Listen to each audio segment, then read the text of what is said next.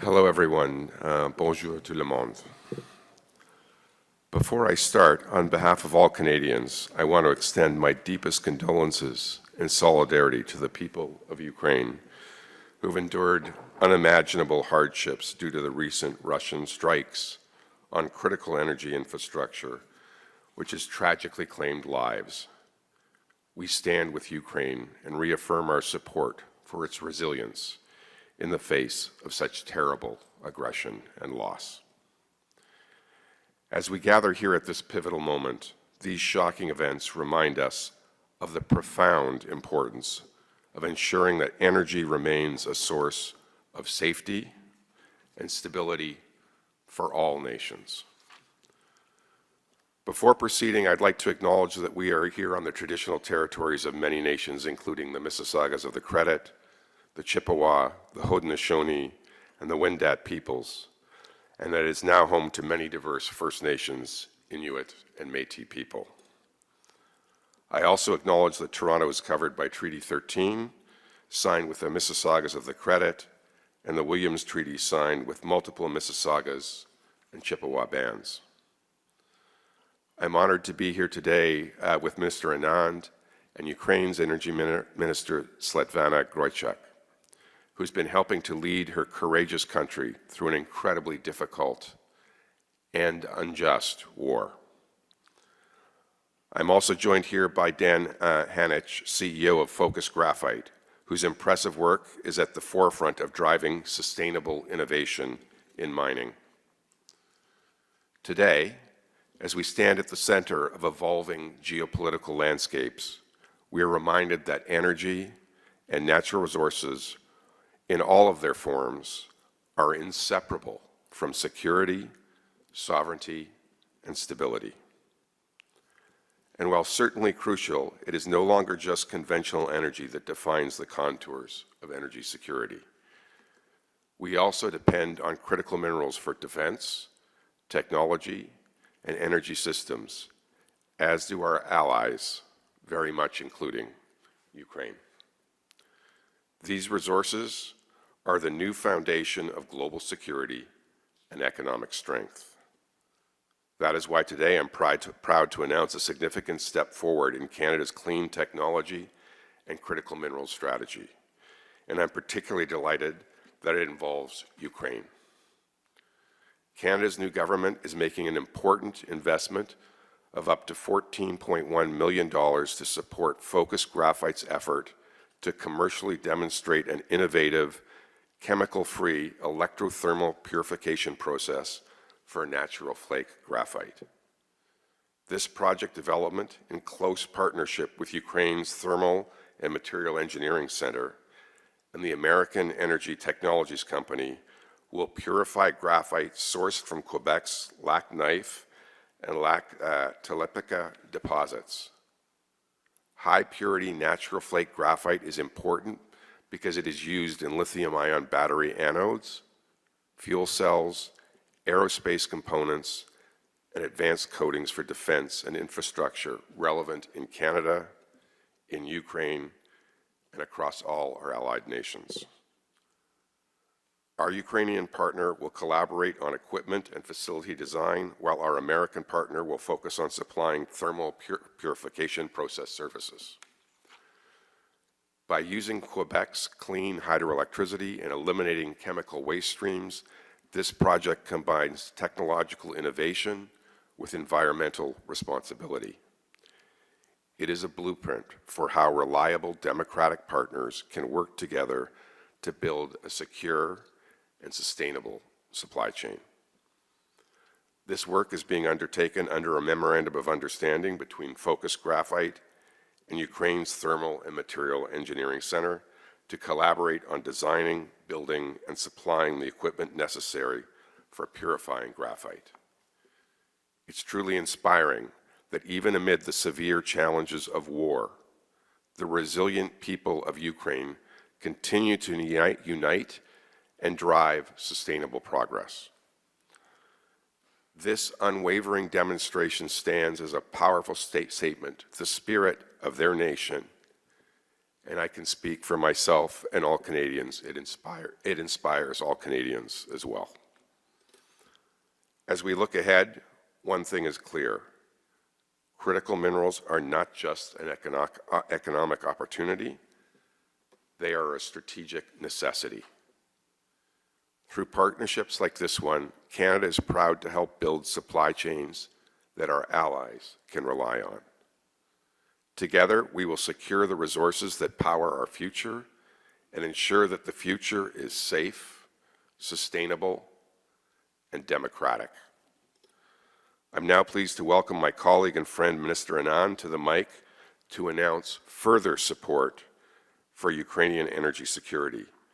Thank you, merci, and slava Ukraini.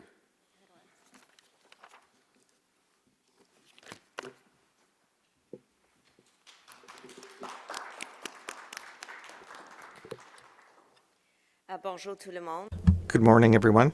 It's a great pleasure for you to see, for me to see you here in Toronto. For your work and for today's very important announcement.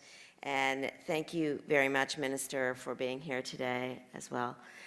Welcome to the stage.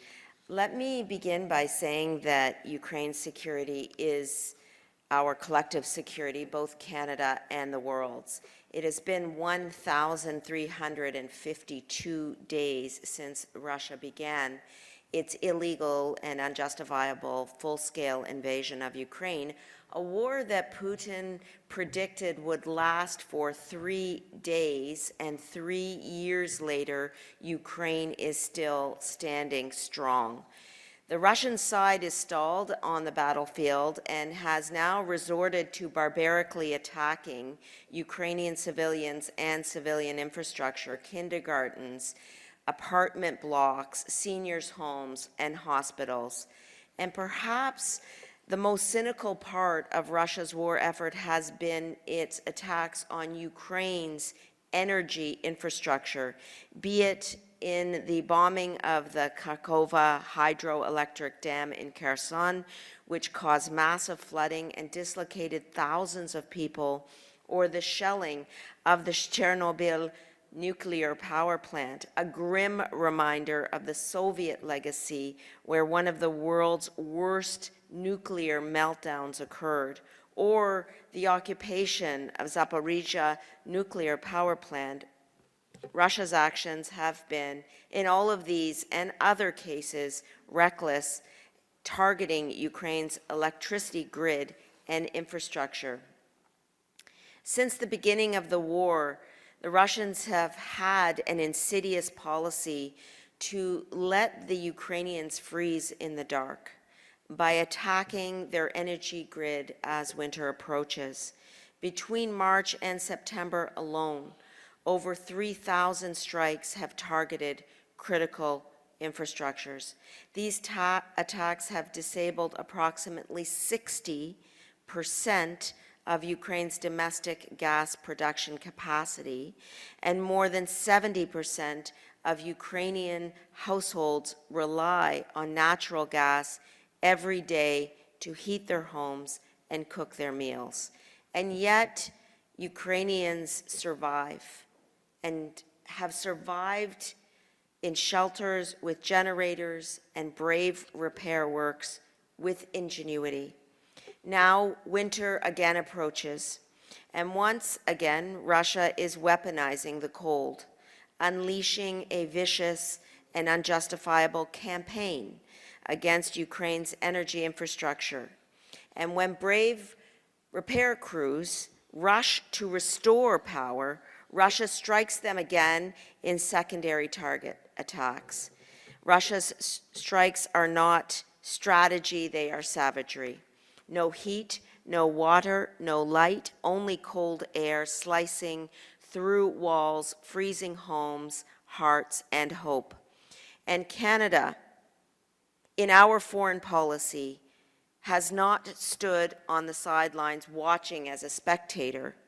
We have committed nearly $22 billion to assist Ukraine since the beginning of this illegal war. And we will not stand by and allow Putin to have Ukrainians freeze in the dark this winter. That is why Canada has committed $70 million to support the reconstruction of Ukraine's hydroelectric and power grid, to provide goods, parts, expertise, and critical equipment to protect and stabilize Ukraine's energy system. Today, I am announcing that Canada is accelerating the payment of the remaining $10 million of that original $70 million commitment so that funds can be immediately directed to rebuild damaged facilities struck by Russian attacks. Approximately $50 million of our overall contribution is helping to purchase natural gas compressors in Kharkiv, responding to urgent needs to restore energy supply and stabilize the system ahead of winter in a community so close to the front lines. Ces efforts font partie du soutien plus large.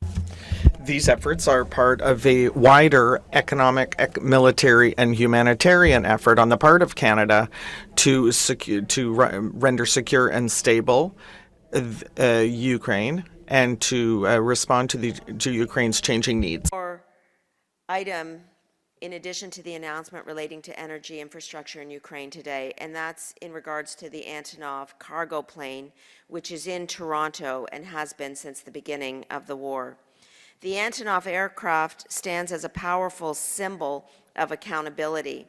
Canada is taking legal steps to seize the aircraft and to transfer it to Ukraine. And in doing so, we are sending a clear message to Russia. Those who enable Russia's war will face consequences, and Ukraine will not be left to rebuild alone. We make this message today while reiterating almost 4,000 sanctions that are being applied against organizations and individuals in regards to the illegal Russian war against Ukraine. Under Canada's G7 presidency, as Minister Hodgson has shown, we will continue to stand shoulder to shoulder with Ukraine. And I look forward to welcoming Ukrainian Foreign Minister and my friend Andrei Sybiha as our guest at the G7 Foreign Ministers meeting in Niagara in less than 2 weeks. In short, my friends, we will stand with Ukraine for as long as it takes. Do peremoha, until victory. Slava Ukraini.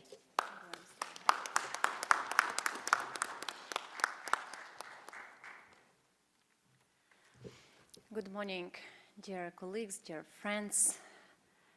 Bonjour.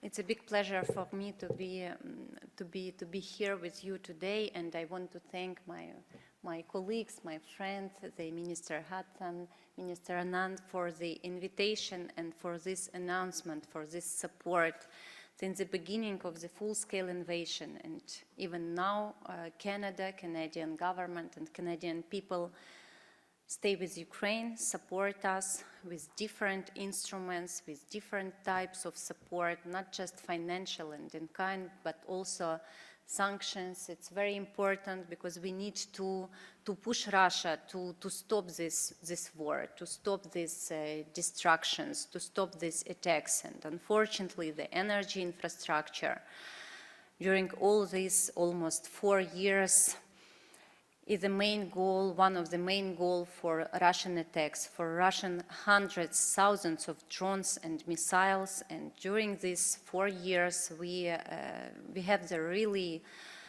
unprecedented destructions in the energy sector. And this year, 2025, it's also a very special year for the energy sector because Russia started to attack the gas infrastructure. And now we could face with a very difficult and very dangerous period of winter time in Ukraine. We have the same weather as in Canada in the winters. Could be very cold, and Russia are doing everything to destroy it and to put Ukraine in the dark and cold. But I hope that we already survived during the previous 3 war winters, and I hope that together with the support from our partners, we will survive also during the next winter. Of course, the situation is difficult, but we continue repairing campaign. We continue repair very quickly, and I could say that our energy workers, our engineers now had maybe the best experience in the world how to repair quickly, how to rebuild quickly and efficiently, and how sometimes from the nothing to build and to provide electricity and heat. And of course, for me, very important announcement from the Canadian government, from ministers today, the additional support, such important, especially now and timely for Ukrainian energy sector. It will help us to purchase and to deliver equipment what we need for the repairing campaign. It will help us to have additional import of natural gas and to be more secure during the winter season. And of course, the very pleasant news for me is that we are thinking not just about the emergency needs, not just about the quick repair and fix the equipment. We are thinking, and we start today also the development projects.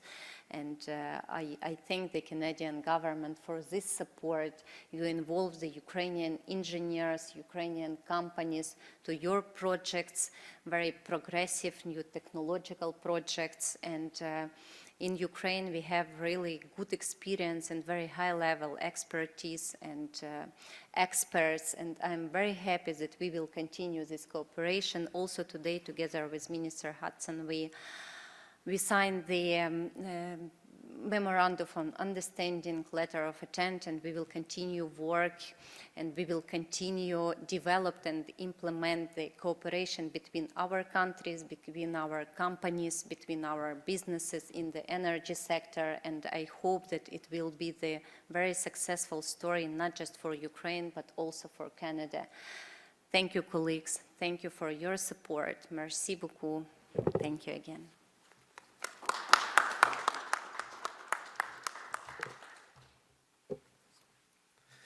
Good morning, everyone. First, I would like to extend my sincere thanks to the Minister of Natural Resources and the ministers, and to Minister Grynchuk of Ukraine for their inspiring remarks. On behalf of Focus Graphite, I am deeply honored to stand here today and express our gratitude to Natural Resources Canada for their support under the global partnerships.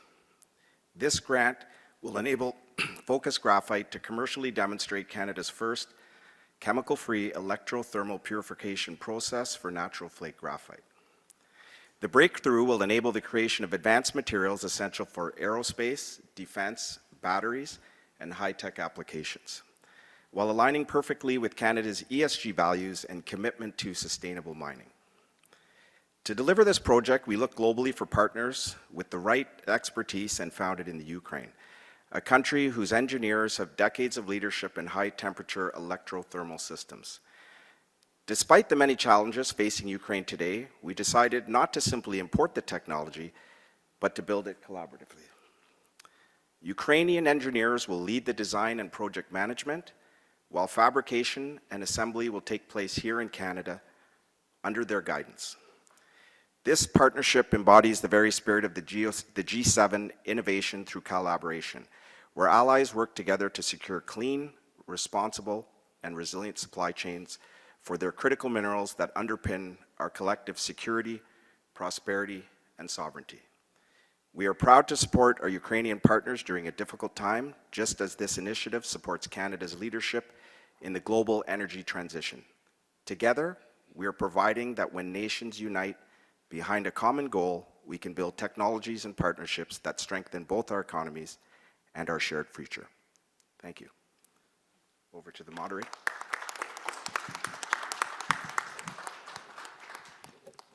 Thank you very much to all of our speakers. This now brings us to the media portion of the announcement. So we have 2 microphones here for any journalists who have any questions. You can feel free to come up. And we just ask that you state your name and your outlet, and if there is a specific speaker that you have a question for, and we will have time for 1 question and 1 follow-up each. So pass it over to Emma Graney from the Globe. Hello, Emma Graney from the Globe. For the Globe and Mail. Premier ministre canadien, je commitments to Ukraine, how big of part of discussions here at the G7 have those kind of agreements been? Whoever wants to take the stage, happy to read off you. We invited the Ukraine here to be part of the G7. The minister has been in every one of our conversations. They've ranged from securing supply chains to cooperation on conventional energy, on nuclear energy, and we have further discussions this morning.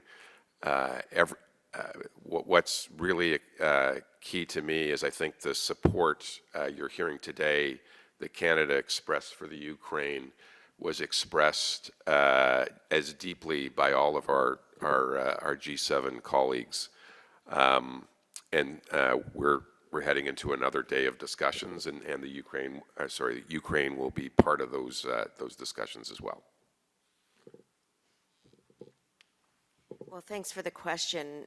I mean, I'll take the step back that we do in the Foreign Affairs file and speak about the relationship between Canada and Ukraine, especially at this pivotal moment, to indicate that the energy infrastructure file is one important facet of the overall work that Canada is doing vis-a-vis assisting Ukraine in its time of need across multiple disciplines, across multiple files. What we have been and will continue to do is utilizing all tools at our disposal to put additional aid and assistance on the table.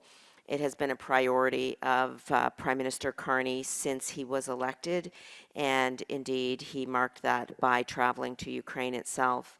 I'll just say that perhaps your question is also future-oriented, not just the $22 billion that we've put on the table, not just the energy infrastructure supports that we're announcing today, but also what is to come, given that Russia's illegal and unjustifiable invasion appears to be continuing despite discussions relating to a ceasefire.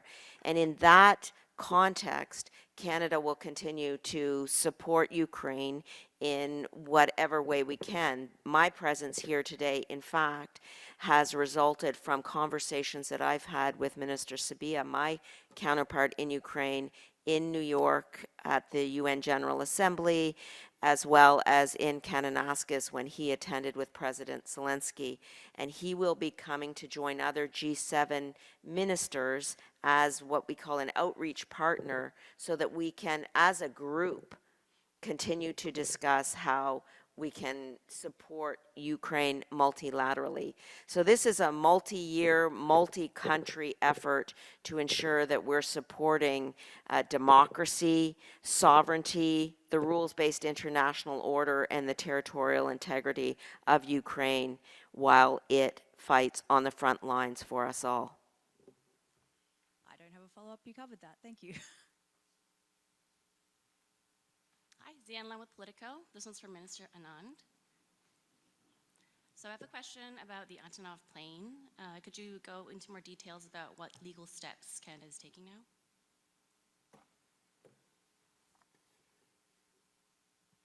Most definitely. Thanks, Zian, for the question. Let me just say that the legal process is court-driven, and in particular, what we are seeking to do is to legally have forfeiture of the Antonov aircraft as an asset. Once forfeiture has been granted by the court, and I don't want to prejudge what an independent judicial body will decide, but assuming that Canada is able to succeed in the case for forfeiture, then we will return the aircraft to Ukraine. And I'll say that so this is a legal process, but it's also in the context of how else can we help Ukraine in its time of need. And I will say that Russia completely obliterated some of Ukraine's Antonov aircrafts that were in Ukraine at the beginning of the war. And so this is, in a sense, replenishing the Antonov fleet. But the case is complicated. And I'll tell you a little bit about why it is complicated. The owners of the Antonov aircraft used complex corporate structures that required significant time to disentangle. But we have held physical possession of the plane since the beginning of the illegal further invasion to ensure that it could not be used against Ukraine. At this time in the legal process, what Canada is doing is confirming service to all respondents, and we must confirm service under the rules of civil procedure before Canada can formally file the notice of application for forfeiture in the court. That is the status of the legal case.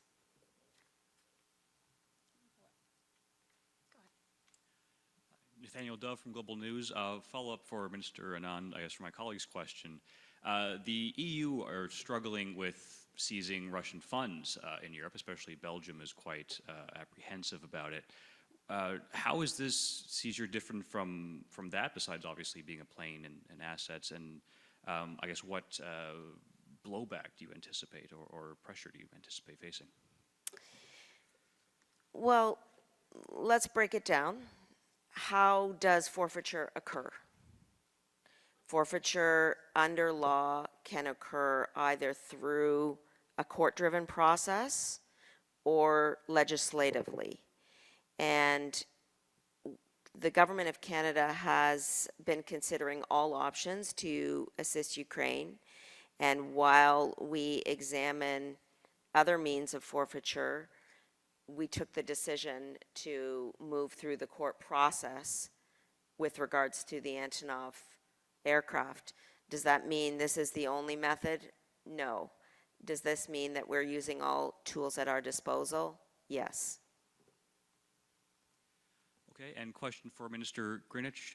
Apologies if I mispronounced that. What are you hoping for? What do you need from your partners here at this G7 meeting?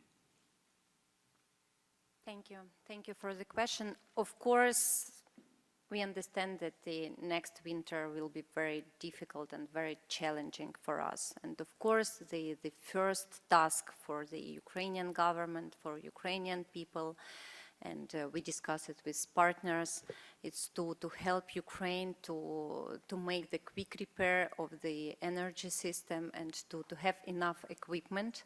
It's a first priority, of course, to have enough gas resources, because as Minister Anand mentioned in her speech, in her statement, Russia really destroyed huge amount of our domestic production of gas, and the additional import is the only way which we could use during the heating season and to provide the heat to Ukrainians.